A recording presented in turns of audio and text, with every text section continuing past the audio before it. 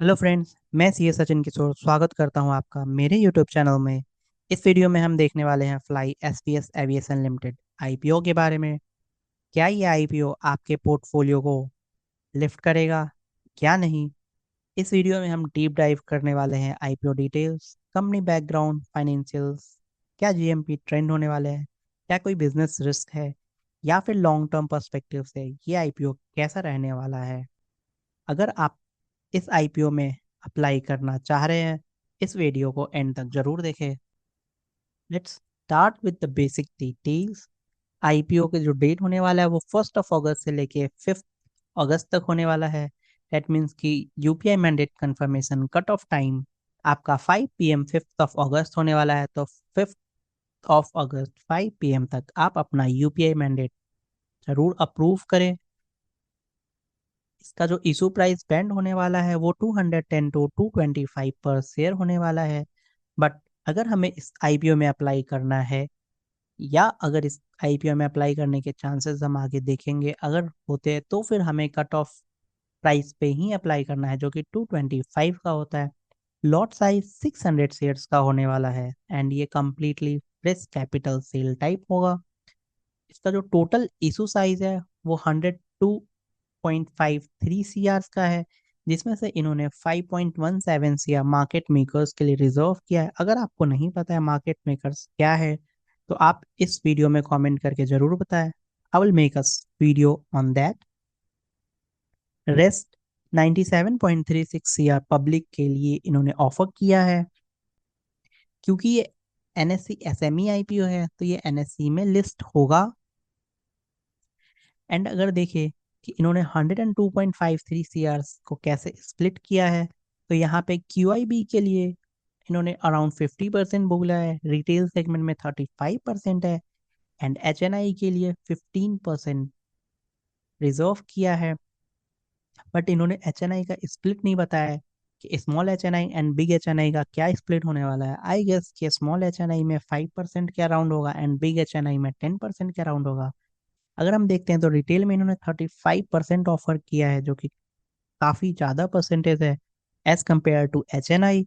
तो हमें रिटेल में अप्लाई करना चाहिए instead of applying in H N I. Retail में 2 3 4 अकाउंट से अप्लाई करने पे एप्लीकेशन मिलने के चांसेस आपके इंक्रीज हो जाते हैं। अगर मैं अमाउंट ब्लॉक की बात करूं तो आपका रिटेल कैटेगरी में मिनिमम 2 लॉट्स होने वाला है। डेट मीन्स आपको 1200 शेयर्स के लिए अप्लाई करना पड़ेगा, जिसके अगेंस्ट में आपका 2,70,000 अमाउंट ब्लॉक होगा। एंड स्मॉल एच एन आई के लिए 3 लॉट मिनिमम है एंड मैक्सिमम 7 लॉट्स है। एंड बिग एच एन आई में आपका मिनिमम 8 लॉट्स एंड एवव होने वाला है। एंड जो ये 102.53 CR रेज करने वाले हैं, लेट्स चेक कि उस फंड्स का ये यूज क्या करने वाले हैं। अगर हम देखें तो यहाँ पे इन्होंने बताया है कि उसमें से 102 CR जो कि ये रेज करने वाले हैं, उसमें से ये 80.47 CR यूज करेंगे 6 न्यू एयरक्राफ्ट को एक्वायर करने के लिए on long term dry lease basis. And 7.28 CR का ये रीपेमेंट और प्रीपेमेंट जो इन्होंने बोरोइंग्स वगैरह ले रखी है उसके लिए यूज करेंगे। बैलेंस जनरल कॉर्पोरेट पर्पस में यूज होगा।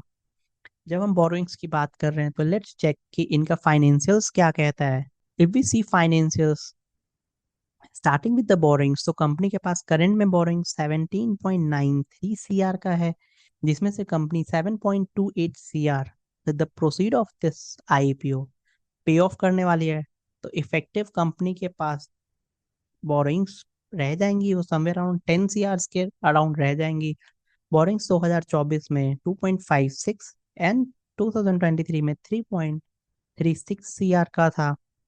आई थिंक बोरिंग्स काफ़ी ज़्यादा नहीं है। लेट्स चेक कि प्रॉफिट क्या कहता है। प्रॉफिट कंपनी का 2025 में 28.41 CR का है, वहीं 2024 में 11.25 CR का है। लाइक 24 से 25 में प्रॉफिट काफ़ी जंप है। एंड 2023 में 3.44 CR का है। तो 23 से 25 में कंपनी का काफ़ी जंप है। वैसे मैं बता दूं कंपनी 2020 में इस्टेब्लिश हुई थी, एंड 2020 से लेके 2025 तक कंपनी ने काफ़ी अच्छा ग्रोथ दिखाया है, जो कि हमें यहाँ रेवेन्यू से देखने को मिल जाता है। 2025 में कंपनी का जो रेवेन्यू है 195.38 सीआर है। 2024 में वही 106.72 सीआर था एंड 2023 में 34.68 सीआर था। दैट मीन्स कि 2020 से 2025 तक जीरो से कंपनी ने 200 सीआर का बिजनेस अप्रोक्स ग्रो किया है इन दिस 5 इयर्स। तो 5-6 साल में 200 करोड़ का business banana is not an easy task, खास करके इस सेगमेंट में। तो आई थिंक कंपनी ने काफी अच्छा ग्रोथ यहाँ पे दिखाया है अपना, एंड पोटेंशियल भी शो ऑफ किया है कि कंपनी के पास पोटेंशियल है टू ग्रो। एंड जो ये एयरक्राफ्ट लीजिंग का बिजनेस है, या फिर ये चार्टर सर्विसेज देते हैं या एमआरओ फैसिलेशन देते हैं, तो ये इनका जो डायरेक्ट पीयूष वगैरह है, स्पाइसजेट वगैरह है, तो आई थिंक वहाँ पे कंपनी काफ़ी अच्छा फाइट कर रही है। एंड ये कंपनी के ट्रैक रिकॉर्ड से हमें देखने को मिल रहा है कि कंपनी बिजनेस मार्केट से एक्वायर कर रही है। तो यहाँ पे अगर पी देख ले एक बार, तो पी कंपनी का 10.1x का होने वाला है pre IPO, and post IPO 13.71x का हो जाएगा। डेट मीन्स कि पी जो ये फंड रेज कर रहे हैं 225 पे, आई थिंक उसको कहीं ना कहीं जस्टिफाई कर रही है। एंड यहाँ पे कंपनी के पास काफी पोटेंशियल है, तो ये ओवर वैल्यूड तो बिल्कुल भी नहीं है।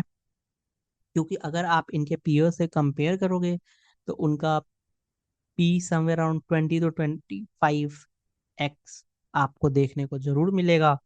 डेट इक्विटी रेशियो भी कंपनी का 0.14 है। Debt looks decent. अगर हम business risk and red flags की बात करें जो कंपनी के पास है, तो सिंस कंपनी एयरक्राफ्ट में डील कर रही है, तो वहाँ पे एयरक्राफ्ट की वैल्यू काफ़ी डेप्रिसिएट होती है, एंड रेसिडुअल वैल्यू एयरक्राफ्ट की क्या होने वाली है वो बिल्कुल ही अनसर्टेन है। एंड कंपनी के पास रेगुलेटरी रिस्क है, क्योंकि डीजीसीए ऑपरेट करती है। डीजीसीए ने अगर कुछ भी चेंजेस किया, या फिर लीजिंग पे कुछ टैक्स रिजीम में अगर कुछ भी चेंज हो जाता है, तो कंपनी को डायरेक्ट हिट करेगा। ऑफ कोर्स कंपनी अगर एविएशन सेगमेंट में है, तो इनका मेंटेनेंस कॉस्ट हमेशा हाई होने वाला है। ग्रोथ पर्सपेक्टिव से अगर बात की जाए, तो कंपनी यहाँ पे ग्रो करना चाह रही है, क्योंकि हम देख सकते हैं 6 एयरक्राफ्ट वो लीज पे ले रही है with proceeds of this fund. That means कि कंपनी के पास डिमांड डेफिनेटली होगी। From that point as well seems की कंपनी के पास काफी कुछ है आगे रन करने के लिए बिजनेस। लेट्स सी कि कंपनी की जीएमपी क्या कहती है, क्योंकि at the end GMP matters for us. अगर जीएमपी देखें, तो जीएमपी कंपनी का 86.67% है। दैट मीन्स कि कंपनी का जीएमपी काफी डिसेंट है। अगर मैं यहाँ पे वर्डिक्ट की बात करूँ कि हमें क्या इसमें अप्लाई करना चाहिए, seeing financials and all the data, I think इसमें लिस्टिंग गेन के लिए तो डेफिनेटली अप्लाई करना चाहिए। And short term and long term basis के लिए I won't suggest from my side. मैं इसमें लॉन्ग टर्म के लिए इन्वेस्ट नहीं करूंगा, एंड शॉर्ट टर्म के लिए भी मैं इसमें इन्वेस्ट नहीं करूंगा। मैं बस इसमें लिस्टिंग गेन के लिए अप्लाई करूंगा, एंड लिस्टिंग गेन लेके मैं इससे एग्जिट कर जाऊंगा। क्योंकि लॉन्ग टर्म के लिए अभी I am not able to comment, क्योंकि इसके फाइनेंशियल्स मुझे अभी स्टेबल नहीं लग रहे हैं। एंड सिंस कंपनी अभी 5 इयर्स ही हुआ है, तो आई वांट टू सी कि कंपनी फ्यूचर में और कैसे ग्रो करती है। लाइक 200 सीआर से कंपनी 500 सीआर का बिजनेस कैसे क्रॉस कर रही है, तो वो मैं चेक जरूर करूंगा। एंड अगर कोई रिस्क लेना चाहता है, तो वो अप्लाई डेफिनेटली कर सकते हैं, but not for long term. They can keep this one for medium term, like 2 to 5 years के अराउंड। एंड उसमें भी don't invest more than 5% on this one. So yes, that's all for Fly SPS Aviation's SME IPO। And listing gain के लिए आप इसमें retail category में 2-3 account से must apply करें, वहां पे आपके आईपीओ अलॉटमेंट के चांसेस इंक्रीज हो जाते हैं। थैंक्स होप आपको ये वीडियो पसंद आया हो। Thanks for watching my video. Bye bye.